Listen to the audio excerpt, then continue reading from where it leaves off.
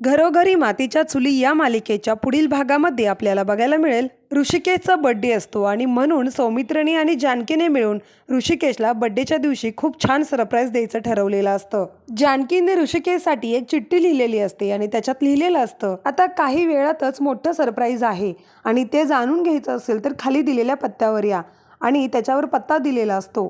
तर ऋषिकेश त्या पत्त्यावर पोहोचतो त्यावेळेला त्याच्यासाठी खूप मोठं सरप्राईज जानकीने ठेवलेलं असतं आणि ऋषिकेश तिथं पोहोचल्या जानकी आणि बाकीचे सगळेजण मिळून त्याच्यावर गुलाबाच्या पाकळ्यांची उधळण करत त्याला हॅपी बर्थडे विश करतात आणि ऋषिकेशला सुद्धा हे सरप्राईज खूप आवडलेलं असतं। ऋषिकेश खूपच खुश असतो। इतक्यात ओवी ऋषिकेशला म्हणते, अजून खरं सरप्राईज तर तुम्हाला मिळायचंय, मागे वळून बघा। आणि मग ऋषिकेश आणि जानकी मागे वळून बघतात तर रणदिवे कुटुंबातले सगळेजण आलेले असतात। तर ऐश्वर्या आणि आजी दोघी जण ऋषिकेशच्या बर्थडेला आलेले नसतात आणि ऐश्वर्या मात्र खूप चिडलेली असते। ऐश्वर्या आजीला म्हणते, ते सगळे सरप्राईज देतात ना, आता मी त्यांना कसा शॉक देते ते बघा। मग आता ऐश्वर्या नक्की काय करणार आहे हे आपण येणाऱ्या पुढच्या भागांमध्येच बघूया, पण त्यासाठी आपल्या चॅनलला सबस्क्राईब करून ठेवा।